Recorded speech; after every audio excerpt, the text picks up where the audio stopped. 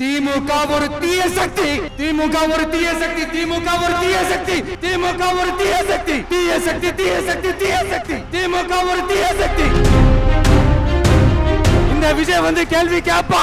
இந்த விஜய் எப்பவுமே மக்கள் பக்கம் தான், அதே மாதிரி மக்களும் என் பக்கம் தான். என் நெஞ்சில் குடியிருக்கும் ஈரோடு மக்களே, வெற்றி தலைவர் இதோ வருகிறார்.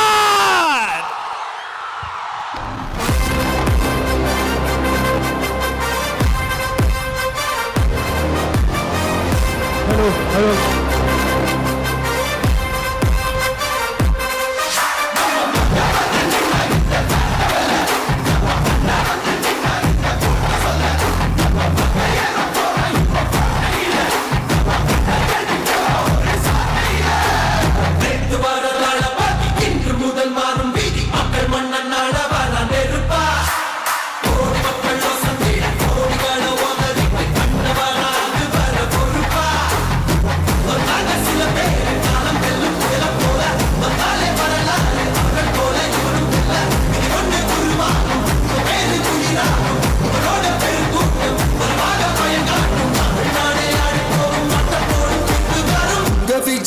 விஜய் உயிர் என்ன வரனா,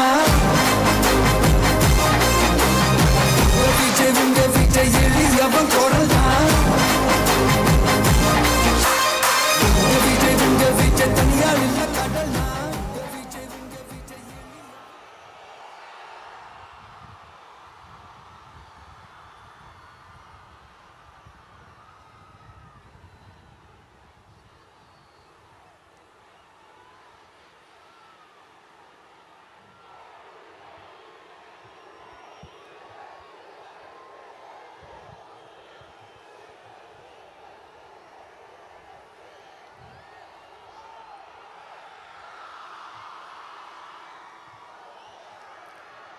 மஞ்சள் மஞ்சள் பொதுவா நல்ல காரியங்கள் ஸ்டார்ட் பண்றதுக்கு முன்னாடி இந்த மஞ்சள் எடுத்து வச்சுதான் ஸ்டார்ட் பண்ணுவாங்க. நம்ம வீட்டில் கூட நம்ம அம்மா அக்கா தங்கைகள் நமக்காக நாம நல்லா இருக்கணும்ன்றதுக்காக மஞ்சள் புடவை கட்டிக்கிட்டு தான் வேண்டிக்குவாங்க. அப்படி அந்த மஞ்சள்னாலே ஒரு தனி வைப்பு தாங்க. நம்ம கொடியில கூட அந்த வைப்ரண்டான அந்த எனர்ஜெட்டிக்கான அந்த மஞ்சள் இருக்குமே, அந்த மாதிரி மங்களகரமான மஞ்சள் விளையிற பூமி தான் இந்த ஈரோடு பூமி. இங்க வந்து மஞ்சளை பத்தி பேசாம வேற எங்க போய் பேசுறது? அது மட்டும் இல்ல, இங்க ஒரு மகத்தான ஒரு மனிதரை பத்தி நம்ம பேசி ஆகணும். இந்த ஈரோடு மண் விவசாயத்துக்கும் பேர் போன மண். இங்க நடக்கிற அந்த விவசாயத்துக்கு மிக முக்கியமான ஒரு கவசமா இருக்கிறது என்ன தெரியுமா? காலிங்கராயன் அணை, காலிங்கராயன் கால்வாய். காலிங்கராயன் அணை கட்டினதுலையும் கால்வாய் வெட்டினதுலையும் உயிரான உணர்வு பூர்வமான நிறைய விஷயங்கள் இருக்குது. அப்படி அந்த ப்ராசஸ்ல அவர் அந்த அணை கட்டும் போதும் கால்வாய் வெட்டும் போதும் ரொம்ப சோர்வடைஞ்சிட்டாராம். அப்ப அவங்க அம்மா அதை பார்த்துட்டு சொன்னாங்களாம், மகனே காளிங்கா, தயிர் வித்த காசு தாழ்வாரம் வரைக்கும் இருக்குது, மோர் வித்த காசு முகுடம் வரைக்கும் இருக்குது, அதை எடுத்துக்கிட்டு போய் அணைய கட்டியா கால்வாய வெட்டியான்னு சொல்லி தைரியம் கொடுத்தாங்களாம். பெத்த அம்மா கொடுக்கிற அந்த தைரியம் இருக்கு பாருங்க, அதை தாண்டி வேற எதுவுமே கிடையாதுங்க. ஒரு மனுஷனால எதையும் சாதிச்சு காட்ட முடியும். அப்படி ஒரு தைரியத்தை தான் இப்ப நீங்க என்னுடைய அம்மா அக்கா தங்கைகள் நண்பா நண்பிகள் தோழர்கள் எல்லாரும் எனக்கு கொடுத்திருக்கிறீங்க. அதே தைரியத்தை அதே துணையா என் கூட நிக்கிறீங்க. இதை எப்படி நம்ம பிரிச்சு விடலாம்? இதை எப்படி நம்ம கெடுக்கலாம்? என்னெல்லாம் அவதூறுகள் நம்ம விஜய் மேல சொல்லி மக்களை நம்ப வைக்கலாம்? என்னெல்லாம் சூழ்ச்சிகள் நம்ம விஜய் மேல பண்ணி மக்களை நம்ப வைக்கலாம்? இப்படி சூழ்ச்சிகளை மட்டுமே நம்பி பொழப்ப நடத்துற சில சூழ்ச்சிக்கார கூட்டங்கள் இதை தொடர்ந்து செஞ்சுக்கிட்டு தான் இருக்கு. ஆனா அவங்களுக்கு தெரியாது, இது இன்னைக்கு நேத்து வந்த உறவு இல்ல. கிட்டத்தட்ட 30-33 வருஷத்துக்கு மேல இருக்கிற உறவு. ஏன் நான் சினிமாக்கு வந்தப்போ எனக்கு வயசு 10. அப்பல இருந்தே இந்த உறவு ஸ்டார்ட் ஆகி போயிட்டு இருக்குன்னு அவங்களுக்கு தெரியாம போச்சு. அதனால என்ன பண்ணாலும், நீங்க என்ன ட்ரை பண்ணாலும், எல்லாத்தையும் விட்டுட்டு மக்களுக்காக வந்திருக்கிற இந்த விஜய மக்கள் ஒரு நாளும் கைவிட மாட்டாங்க. மக்கள் கூடவே நிக்கிறாங்க, கூடவே நிப்பாங்கன்னு அவங்களுக்கு தெரியாம போச்சு. என்னப்பா நிப்பீங்கல்ல? உங்களை நம்பிதாப்பா வந்திருக்கிறேன். அதான் இந்த சத்தம் தாங்க வாழ்நாள் பூரா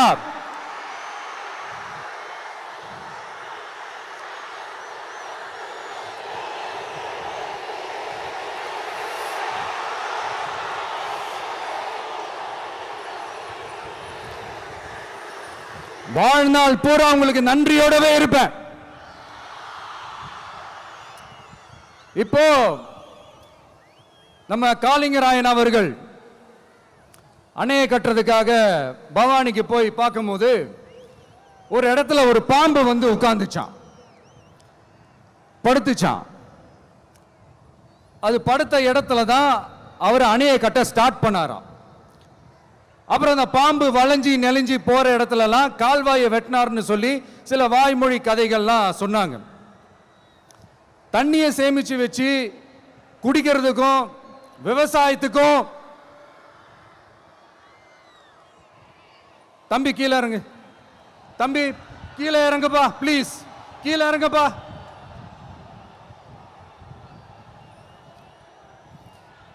ஓகே, தேங்க்யூ கீழே இறங்குங்க, கீழே இறங்குப்பா. நீ இறங்கினாதான் முத்தம் கொடுப்பேன்.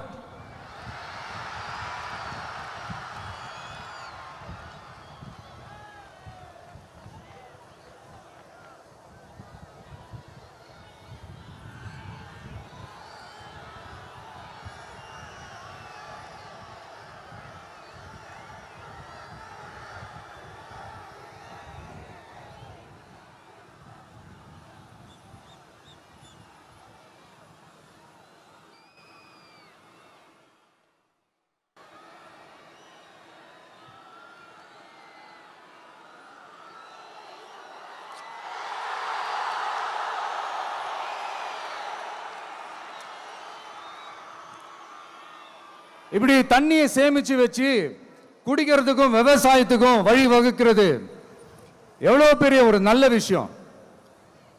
சோ இந்த மாதிரி நல்ல விஷயங்கள்லாம் செஞ்சிட்டு கதைகள் சொன்னா பரவாயில்ல, எதுவுமே செய்யாம கதைகளை மட்டும் அடிச்சு விடுறது எப்படி? அத்திக்கடவு அவிநாசி திட்டத்தை இன்னும் விரிவுபடுத்தினா அந்த 3 மாவட்டத்தில் இருக்கிற லட்சக்கணக்கான மக்களுக்கு எவ்வளவு பிரயோஜனமா இருக்கும். எத்தனையோ லட்சம் ஏக்கர் நிலங்கள்ல விவசாயம் நடத்தினா எவ்வளவு பிரயோஜனமா இருக்கும். ஏன் அதெல்லாம் பண்ண மாட்டேன்றீங்க? வள்ளுவர் கோட்டத்துக்கு காட்டுற அக்கறைய இங்க மக்கள் வாழ்வாதாரத்தில் கொஞ்சம் காட்டலாம்ல, ஏன் காட்ட மாட்டேன்றீங்க? இங்க என்ன கவர்மெண்ட் நடத்துறாங்களா இல்ல கண்காட்சி நடத்துறாங்களா? இந்த 21ஆம் நூற்றாண்டிலே மக்களை பத்தி எதுவுமே யோசிக்கிறது இல்ல. ஆனா அந்த காலத்திலேயே இது எல்லாத்தையும் பத்தி யோசிச்ச, மக்களை பத்தி, குடிக்கிற தண்ணியை பத்தி, விவசாயத்தை பத்தி, அணை கட்டுறதை பத்தி, கால்வாய் வெட்டுறதை பத்தி, இதெல்லாம் எங்கிருந்து? பவானியிலிருந்து நொய்யலாறு வரைக்கும் கால்வாய் வெட்டி இதெல்லாத்தையும் பத்தி யோசிச்ச காளிங்கராயன் அவர்களுக்கு கோடி கும்பிடு போட்டாலும் பார்த்தாதுங்க. இப்படி அந்த காலத்தில் இருந்த ஒரு ஹீரோவை பத்தி பேசிட்டு இந்த காலத்தில், அதாவது 1920th செஞ்சுரியில் இருந்த ஒரு ஹீரோவையும் பத்தி நம்ம பேசி ஆகணும்ல. ஒருத்தர் இலகிய மனம் கொண்ட ஹீரோனா, இன்னொருத்தர் இரும்பு மாதிரி அயன் மேன் தான். எஸ், நம்ம ஈரோடு கடப்பாறை தான்.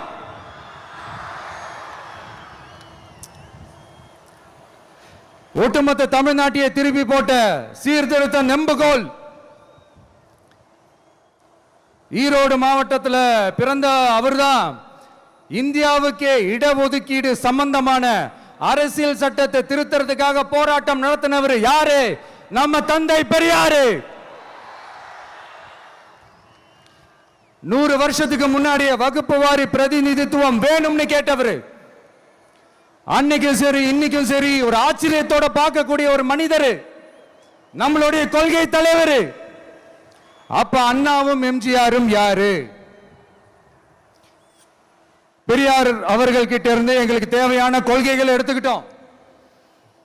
அவரை ஃபாலோ பண்ற, அவரை வழிகாட்டி ஏத்துக்கிட்ட அண்ணா அவர்கள் கிட்ட இருந்தோம், எம்ஜிஆர் அவர்கள் கிட்ட இருந்தோம் தேர்தல் அணுகுமுறையை எடுத்துக்கிட்டோம். அண்ணாவும் எம்ஜிஆரும் தமிழ்நாட்டோட சொத்து. அவங்கள பயன்படுத்துறத பத்தி யாரும் இங்க கம்ப்ளைண்ட்லாம் பண்ண முடியாது. அண்ணா எங்களோடது, எம்ஜிஆர் எங்களோடது, நீங்களா எடுத்துக்க கூடாது அப்படிலாம் யாரும் இங்க அழுதுட்டு இருக்க முடியாது, சொல்லிவிட்டேன்.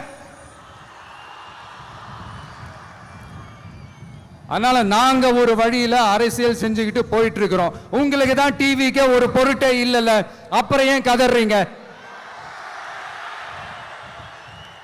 அப்புறம் ஆளாளுக்கு அங்க போயிட்டு இங்க போயிட்டு புலம்பி தள்ளிக்கிட்டு இருக்கிறீங்க. இது எப்படி இருக்கு தெரியுமா? எனக்கு பயம் இல்ல, எனக்கு பயம் இல்ல அப்படின்னு சத்தமா சவுண்ட் விட்டுக்கிட்டே சத்தமா பாட்டு பாடிக்கிட்டே இந்த நடுங்கிக்கிட்டே சின்ன பசங்க நடந்து போவாங்க, அந்த மாதிரி இருக்கு. முதல்ல மண்டையில் இருக்கிற கொண்டைய மறைங்க சார்.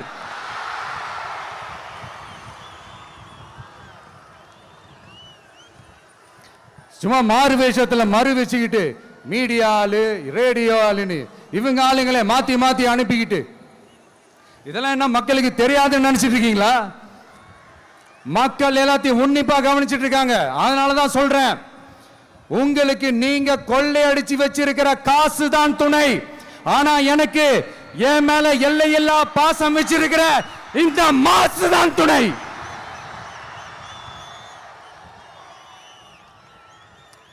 இப்படி நமக்கு துணையா இருக்கிற ஈரோடு மக்களுக்காக நான் இப்போ குரல் கொடுக்கலான்னு வந்திருக்கிறேன்.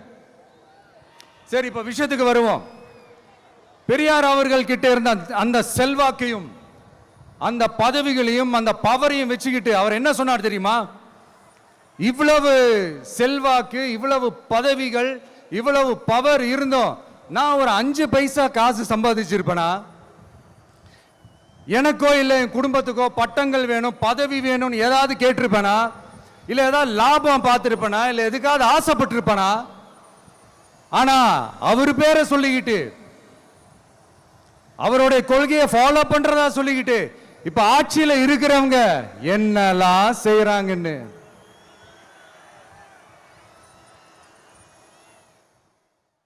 அதனாலதான் சொல்றோம், பெரியார் பேரை சொல்லிக்கிட்டு தயவு செஞ்சு கொள்ளையடிக்காதீங்கயா, தயவு செஞ்சு கொள்ளையடிக்காதீங்க. அவரு பேரை சொல்லிக்கிட்டு பெரியார் பேரை சொல்லி கொள்ளையடிக்கிற இவங்க தான் நம்மளுடைய அரசியல் எதிரி. மக்களை நீங்க சொல்லுங்க, நம்மளுடைய அரசியல் எதிரி யாரு? நம்மளுடைய கொள்கை எதிரி யாரு? ரிப்பீட், நம்மளுடைய அரசியல் எதிரி யாரு? நம்மளுடைய கொள்கை எதிரி யாரு? உங்களுக்கு புரியுதுல்ல? எனக்கு அது போதும்யா, எனக்கு வேற எதுவுமே தேவையில்லை.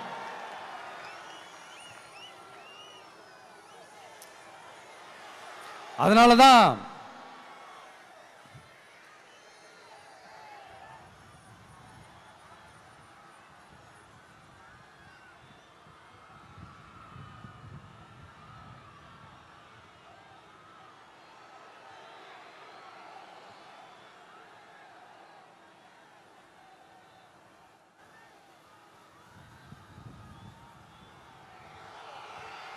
உங்களுக்கு நம்மளை பத்தி நம்ம அரசியலோட நீங்க எல்லாரும் என்னோட அரசியலோட கனெக்டடா இருக்கீங்கன்றது ரொம்ப தெளிவா தெரியுது. அதனால எனக்கு அது போதும். அதனாலதான் எதிரிகள் யாருன்னு சொல்லிட்டு களத்துக்கு வந்திருக்கிறோம். அதனால அவங்கள மட்டும் தான் எதிர்ப்போம். அதுவும் அந்த எதிரிகள் யாரு இப்போ இங்க 2026 சட்டமன்ற தேர்தலில் களத்தில் இருக்கிறாங்களோ அவங்கள மட்டும் தான் எதிர்ப்போம். சும்மா களத்திலே இல்லாதவங்களையும்,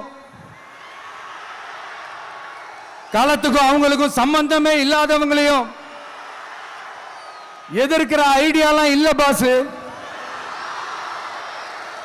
நீங்க கேட்கிறீங்கன்றதுக்காகலாம் எதிர்த்துட்டு இருக்க முடியாது பாஸ். எங்களுக்கு நிறைய வேலை இருக்குது.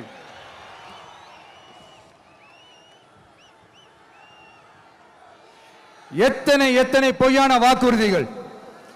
வந்த உடனே நீட்டை ரத்து செய்வோம், கல்வி கடனை ரத்து செய்வோம், கேஸ் சிலிண்டருக்கு மானியமா 100 ரூபாய் தருவோம், என்னெல்லாம் அடிச்சு விட்டுட்டு இன்னி வரைக்கும் கேட்கிறேன், இதெல்லாம் சொன்னாங்களே செஞ்சாங்களா? இவங்க எப்பவுமே இப்படிதான், சொல்றது ஒண்ணு செய்யறது ஒண்ணு. திமுகவும் பிரச்சனைகளும் ஃபெவிகால் போட்டு ஓட்டின ஃப்ரெண்ட்ஸ் மாதிரி ஒன்னில இருந்து ஒன்ன பிரிக்கவே முடியாது. இப்போ ஈரோடு பகுதியில் இருக்கிற பிரச்சனையை பத்தி பேசுவோம். பெரியார் பேரை மட்டும் சொல்லிக்கிட்டு எப்படி அவரோட கொள்கைகளுக்கு எதிராக செயல்படுறாங்களோ அப்படிதான் இந்த மஞ்சள் நகரத்தோட மஞ்சளுக்கும் ஒண்ணும் பண்ணல, மஞ்சள் விவசாயிகளுக்கும் ஒண்ணும் பண்ணல. ஆராய்ச்சி மையம், சிறப்பு மையம்னு கோடி கோடியா டெண்டர் விட்டாங்க, பேருக்கு கட்டிடத்தை கட்டினாங்க. ஆனா உலகமே போட்டி போட்டு வாங்குற மஞ்சளை மதிப்பு கூட்டி விற்பனை செய்ய, அதாவது அதோட வேல்யூ இன்க்ரீஸ் பண்ணி நம்ம விவசாயிகளுக்கும் இந்த மாவட்ட மக்களுக்கும் நன்மை செய்ய இதுவரைக்கும் என்ன செஞ்சிருக்காங்கன்னு யோசிச்சு பார்த்தா ஒரு பெரிய ஜீரோ தான். கரும்பு நெல்லுக்கு அரசாங்கம் விலை பிக்ஸ் பண்றாங்க, அதையும் ஒழுங்கா பண்றதில்ல. ஒவ்வொரு முறையும் பிரச்சனை. அங்க நெல் கொள்முதல் செய்யறதுல ஊழல். சரி, நாம கஷ்டப்பட்டு விளைய வச்சது வீணா போக கூடாதுன்னு நினைச்சு நம்ம விவசாயிகள் கேட்கிற லஞ்சத்தை கொடுத்தாலும் அதுக்கப்புறம் கூட அந்த கொள்முதல் ஒழுங்கா நடக்கிறது இல்லை. அதையும் தாண்டி ஏதோ ஒரு விலை விவசாயிகளுக்கு கிடைக்குது. அப்படிலாம் இல்லாம ஒழுங்கா நேர்மையா நம்ம மஞ்சளுக்கும் நியாயமான விலை பிக்ஸ் பண்ணி தரமான விதைகளை கொடுத்தா என்ன குறைஞ்சா போயிடுவாங்க? இதெல்லாம் யோசிக்கிறதுக்கு அவங்களுக்கு நேரமே இல்லை. 24/7 அவங்களோட யோசனை என்ன தெரியுமா? இந்த விஜயை எப்படி முடக்கலாம், தமிழக வெற்றி கழகத்தை எப்படியெல்லாம் முடக்கலாம், அப்படிதான் அவங்களுடைய சிந்தனையே 24/7. எத்தனையோ வருஷத்துக்கு முன்னாடி நம்ம காளிங்கராயர் நதிகளின் இணைப்புக்கு முன்னோடியா இருந்தார். பவானி ஆத்துல வர அதிகமான தண்ணீர் அணை கட்டி தேக்கி தண்ணீர் வறட்சியான பகுதிகளுக்கு அனுப்பினார். ஆனா இன்னைக்கு இவ்வளவு நவீன வசதிகள் இருந்தோம், இவ்வளவு சயின்ஸ் வளர்ச்சிகள் இருந்தோம், இவ்வளவு டெக்னாலஜி வளர்ச்சிகள் இருந்தோம், அவங்க வாக்குறுதியில் ஒன்று கொடுத்தாங்கல்ல, பவானி நொய்யலாறு அமராவதி 6 இணைப்பு திட்டத்துக்கு ஒரு துரும்ப கூட கிள்ளி போடல. வாக்குறுதி நம்பர் 103 சொன்னாங்களே செஞ்சாங்களா? சரி, இதாவது ஒரு பெரிய ப்ராஜெக்ட் வைங்க. ஆறுகளை சுத்தப்படுத்த பல்லாயிரம் கோடி நிதி ஒதுக்குவோம், தமிழ்நாட்டில் உள்ள ஆறுகளை சுத்தப்படுத்துவோம்னு சொன்னாங்களே செஞ்சாங்களா? ஆனா ஆத்து மணலை கொள்ளையடிக்கிறதுல மட்டும் வேலையை கரெக்டா செய்வாங்க.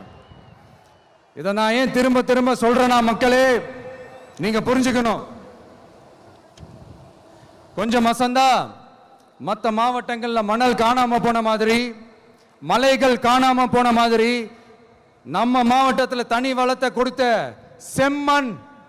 செம்மண்ணும் காணாம போறதுக்கு வாய்ப்பு இருக்கு மக்களே. நம்ம மண்ணுக்கும் நம்ம ஆத்துக்கும் நம்ம விவசாயிக்கும் தான் இந்த மோசமான நிலைமை.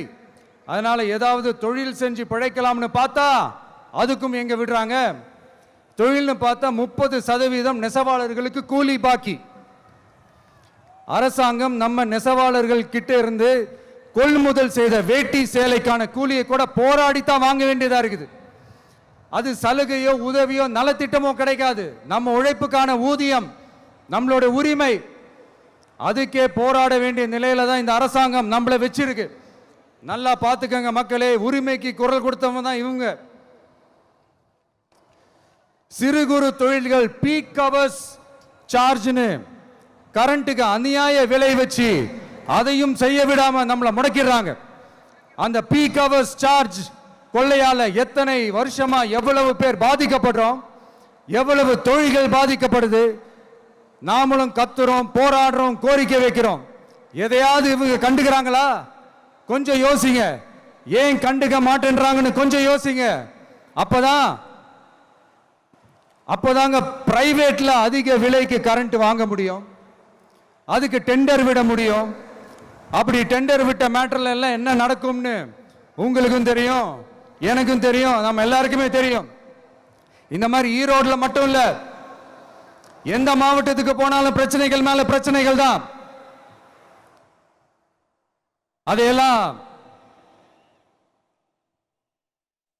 அதையெல்லாம் தீக்கிறதுக்கு ஒரு சொல்யூஷன் கூட சொல்லாம இதுல வேற பெருமையா மாடல் அரசு மாடல் அரசுங்கிறது. இல்ல நான் கேட்கிறேன், கூச்சமா இல்ல?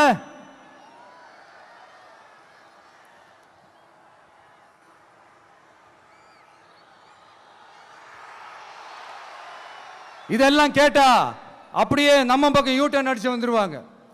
விஜய் என்ன அரசியல பேச மாட்டேன்றாரு, விஜய் என்ன சினிமா டயலாக் மாதிரி பேசுறாரு, விஜய் என்ன பஞ்ச் டயலாக் பேசுறாரு, விஜய் என்ன 10 நிமிஷம் தான் பேசுறாரு, 9 நிமிஷம் தான் பேசுறாரு. நான் எத்தனை நிமிஷம் பேசினா உங்களுக்கு என்ன சார்? நான் எப்படி பேசினா உங்களுக்கு என்ன சார்? உள்ள விஷயம் என்னன்னு பாருங்க சார். ஒவ்வொரு மாவட்டத்துக்கும் போய் மக்கள் ஃபேஸ் பண்ற பிரச்சனைகளை எடுத்து பேசிட்டு இருக்கிறேன். பின்ன அது அரசியல் இல்லாம வேற எதுதான் அரசியல்? உங்களை மாதிரி தனிப்பட்ட முறையில் தரக்குறைவா அசிங்கமா பேசுறதுதான் அரசியல்னா அந்த அரசியல் நமக்கு வராது. வராதுன்னா நல்லாவே வரும். உங்களை விட எனக்கு அது நல்லாவே வரும். வேணான்னு விட்டு வச்சிருக்கிறோம். அப்புறம் உங்களுக்கு நமக்கு என்ன வித்தியாசம்? காஞ்சிபுரத்தில் நாம பேசும்போது இந்த மாதிரி உங்களால் அமைக்கப்பட போற ஆட்சியில நம்ம ஆட்சிக்கு வந்த உடனே என்னெல்லாம் செய்ய போறோம்ன்றது சிலது சொன்னோம். அதையெல்லாம் தப்பா புரிஞ்சுக்கிட்டு இப்போ சொல்றேன், விளக்கமா சொல்றேன். நான் சலுகைகளுக்கு எதிரானவன் கிடையாது. மக்களுக்கான சலுகைகளை இலவசம்னு சொல்லி அசிங்கப்படுத்துறதுல எனக்கு உடன்பாடு கிடையாது. மக்கள் காசுல மக்களுக்கு செய்யறதை எப்படி இலவசம்னு சொல்லுவீங்க? அப்படியே செஞ்சிட்டாலும் ஓசில போறேன்னு சொல்லி அசிங்கப்படுத்துறீங்க. என்ன கேட்கறதுக்கு ஆள் இல்லைன்னு நினைச்சீங்களா? மக்களுக்கு ஒண்ணுன்னா இந்த விஜய் வந்து நிப்பா, இந்த விஜய் வந்து கேள்வி கேட்பா. இந்த விஜய் எப்பவுமே மக்கள் பக்கம் தான், அதே மாதிரி மக்களும் என் பக்கம் தான். என் மக்கள் மானத்தோட மரியாதையோட கௌரவத்தோட வாழணும். என் மக்கள் யாருக்கும் கீழே கிடையாது. அப்படி அவங்க கௌரவத்தோட வாழணும்னா அவங்களுக்கான வாழ்க்கை தரம் உயரணும். வாழ்க்கை தரம் உயரணும்னா அவங்களோட வாழ்வாதாரம் உயரணும். வாழ்வாதாரம் உயர்ந்தாதான் பொருளாதாரம் உயரும். பொருளாதாரம் உயர்ந்தாதான் வசதி வாய்ப்புகள் உயரும். இதெல்லாம் உயர்ந்தாலே ஆட்டோமேட்டிக்கா அவங்களோட வாழ்க்கை தரம், அவங்களுக்கான மரியாதை, அவங்களுக்கான கௌரவம் எல்லாமே உயரும். இதுக்கான வழிகள், அந்த சூழல்களை அந்த கவர்மெண்ட் அமைச்சு கொடுக்கணும். இதுக்கான அந்த திட்டங்களை செயல்படுத்தணும். இதெல்லாம் செஞ்சாதான் அந்த அரசாங்கம் ஒரு நல்ல அரசாங்கம். இதைத்தான் சொன்னோம்.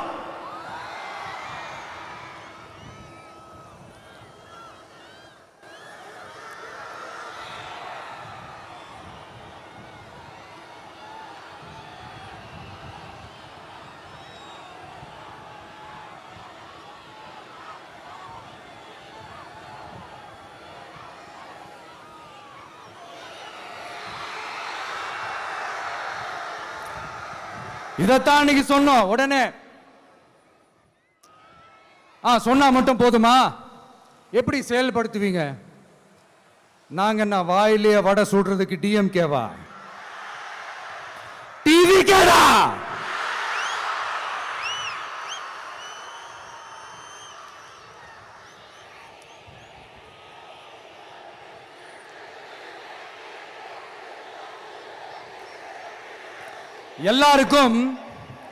எல்லாருக்கும் நிரந்தரமான ஒரு வீடு இருக்கணும்னு சொன்னோம்.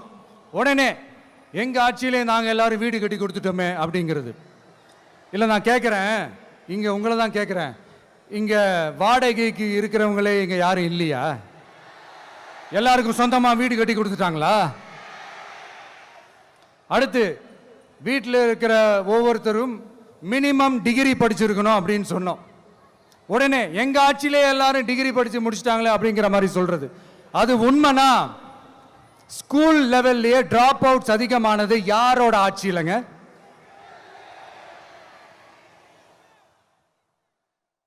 பசங்க பிள்ளைங்க யாரும் ஸ்கூல்ல சேரலன்னு சொல்லிட்டு எனக்கு தெரிஞ்சு 207 கவர்மெண்ட் ஸ்கூல்ஸ் மூடினது யாரோட ஆட்சியிலங்க? இதுல கல்வியில் சிறந்த தமிழ்நாடுன்னு டிராமா வேற.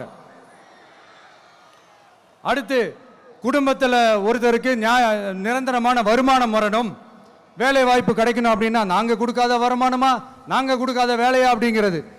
எத்தனையோ லட்சம் காலி பணியிடங்கள் நிரப்புவோம்னு வாக்குறுதி கொடுத்துட்டு ஆட்சிக்கு வந்தீங்களே, எத்தனை லட்சம் காலி பணியிடங்களை நிரப்புனீங்க? அட்லீஸ்ட் 1 லட்சம் காலி பணியிடங்களாவது நிரப்புனீங்களா? இதெல்லாம் சொல்லிட்டு மக்களை ஏமாத்துறது யாரோட ஆட்சியிலங்க? அடுத்து ரொம்ப முக்கியமா, பெண்களுக்கு பாதுகாப்பு இல்ல, சட்டம் ஒழுங்கு சரியா இல்லைன்னு சொன்னா தமிழ்நாட்டில் பெண்கள் பாதுகாப்பு தான் அதிகமா இருக்குதான். நீங்க சொல்லுங்க மக்களே, பெண்கள் பாதுகாப்பு இருக்கு? சட்டம் ஒழுங்கு சரியா இருக்கு? அவங்க சொல்றது உண்மையா? அவங்க சொல்றதை நீங்க ஏத்துக்கிறீங்களா? சத்தமா கேக்குதா சார்? இதுதான் ரியாலிட்டி, இதுதான் நிஜம்.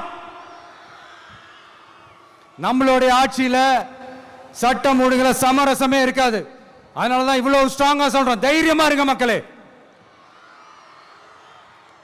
இந்த மாதிரி விஷயங்கள்லாம் நம்ம மக்கள் கிட்ட எடுத்து சொன்னா உடனே இந்த இது எடுத்துட்டு வந்துருவாங்க.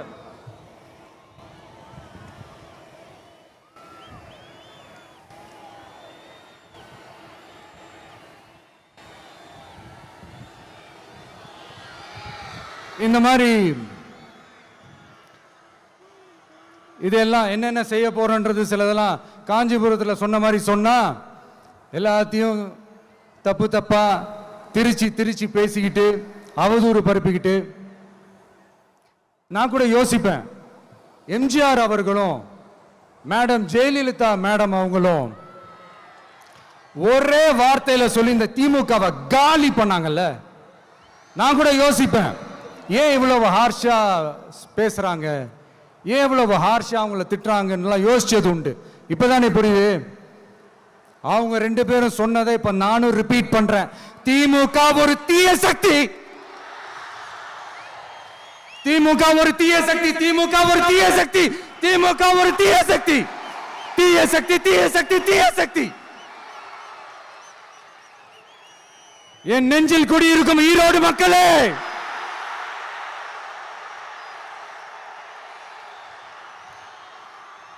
டிவிகே ஒரு தூய சக்தி. எப்படி? டிவிகே ஒரு தூய சக்தி. தூய சக்தி டிவிகேவுக்கும் தீய சக்தி டிஎம்கேவுக்கும் தான் போட்டியே.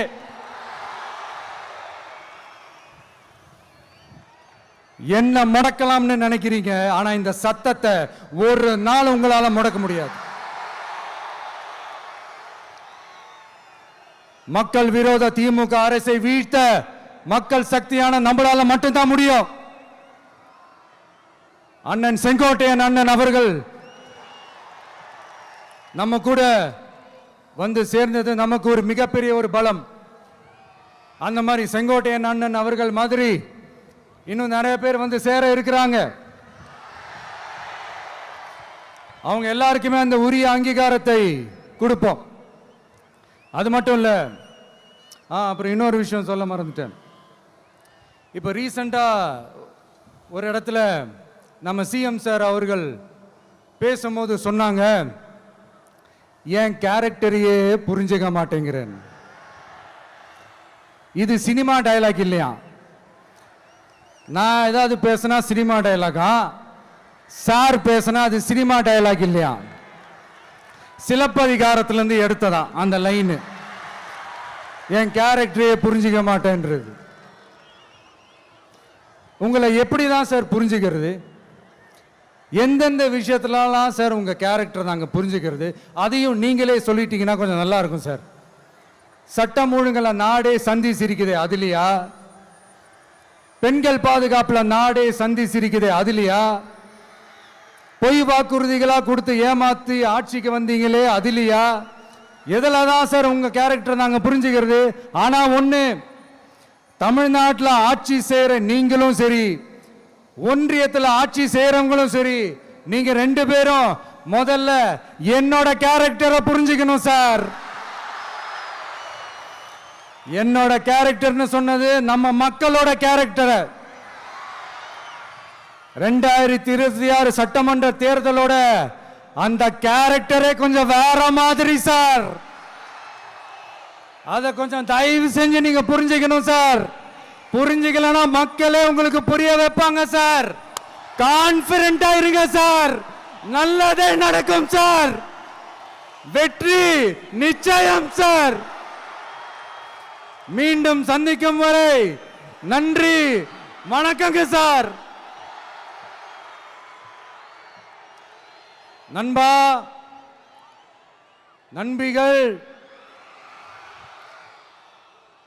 இங்க வந்து எல்லாம் வந்து பார்த்தோம், எல்லாம் நல்லபடியாக நடந்தது. சேஃபா வந்துட்டு சேஃபா வீட்டுக்கு போயிடுங்க. எனக்கு எல்லாத்தையும் விட நீங்க தான் எனக்கு முக்கியம். தயவு செஞ்சு சேஃப்டியா போயிட்டு வாங்க. ஒரு ஈரோடு செல்ஃபி ஒன்று எடுப்போமா?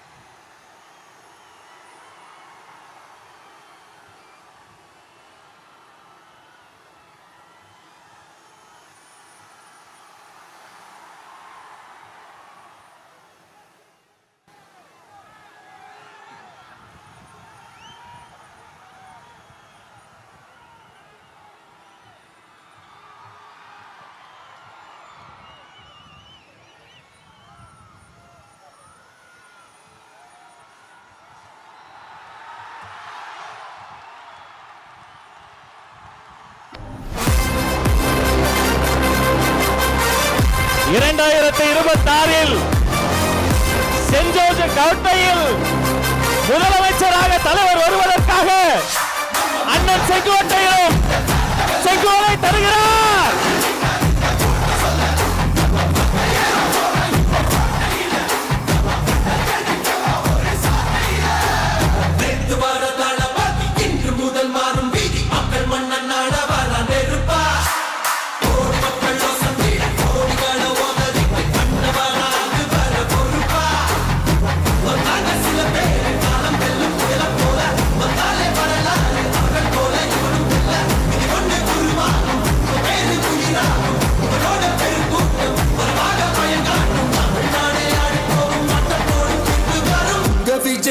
விஜய் உயிரென்ன வரனா விஜய் எளியவன் குரல்னா விஜய் தனியார் இல்ல கடல்னா விஜய் எளியவன் குரல்னா மன்னர்களை உனக்கு காட்ட வரனா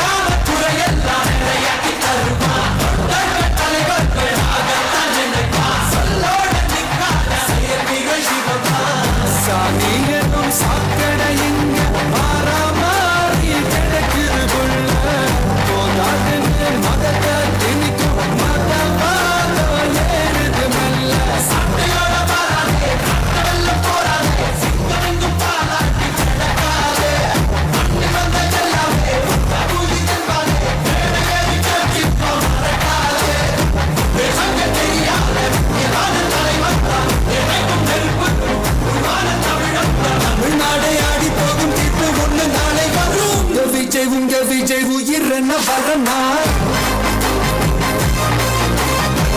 விஜய் உங்க விஜய் எளியவன் குரல்னா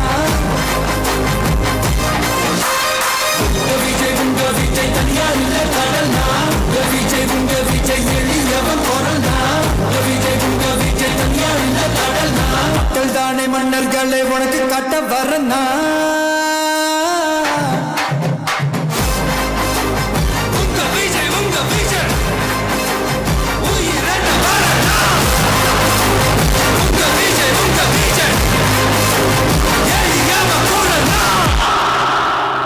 உங்க விஜய் நான் வரேன்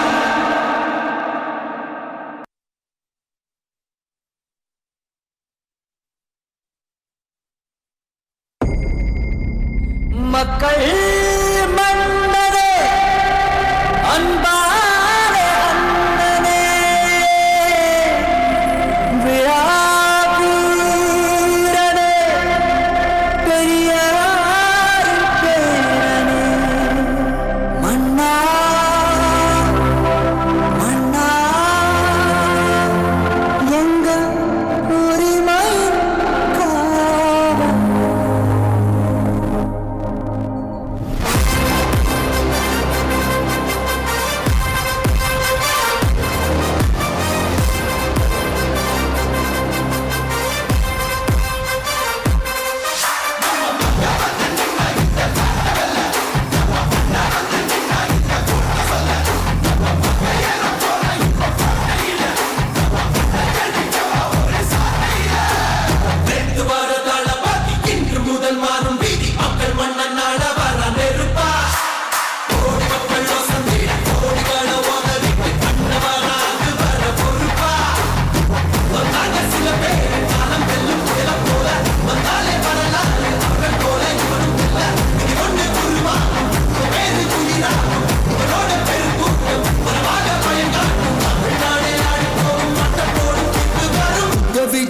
விஜய் உயிர் என்ன வரனா விஜய் உங்க விஜய் எளியவன் குரல்னா விஜய் உங்க விஜய் தனியார் இல்ல கடல்னா விஜய் உங்க விஜய் எளியவன் குரல்னா விஜய் உங்க விஜய் தனியார் இல்ல கடல்னா மக்கள் தானே மன்னர்களை உனக்கு காட்ட வரனா